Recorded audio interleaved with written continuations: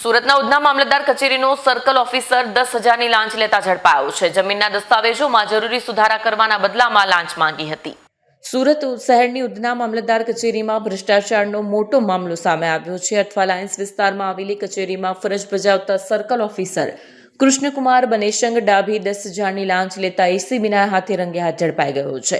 જમીનના દસ્તાવેજોમાં જરૂરી સુધારા કરવાના બદલામાં સરકારી અધિકારીએ લાંચની માંગણી કરી હતી, જેના કારણે જાગૃત નાગરિકે એસીબીનો સહારો લીધો હતો.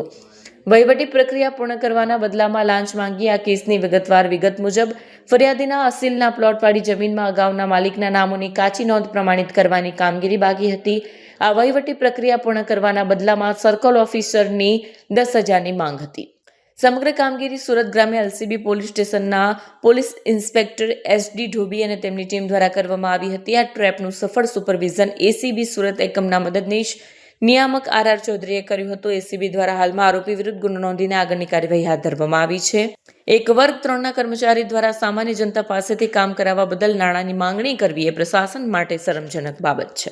એસીબીમાં ફરિયાદ મળેલી ઉધના મામલતદાર કચેરીમાં ફરજ બજાવતા સર્કલ ઓફિસર કૃષ્ણકુમાર બનેશંગ ડાભી જેઓએ આ કામે ફરિયાદીના અસીલના જમીનના પ્લોટના જે માલિકીની નોંધ હોય એ નોંધને પ્રમાણિત કરવાના અવેજ પેટે એ કાર્યવાહી કરવાના 10,000 રૂપિયાની માગણી કરેલી અને 10,000 રૂપિયા લેતા રેડ હેન્ડ પકડાયેલા છે, જેઓ વિરુદ્ધ ગુનો નોંધી આગળની કાર્યવાહી હાથ ધરેલી છે.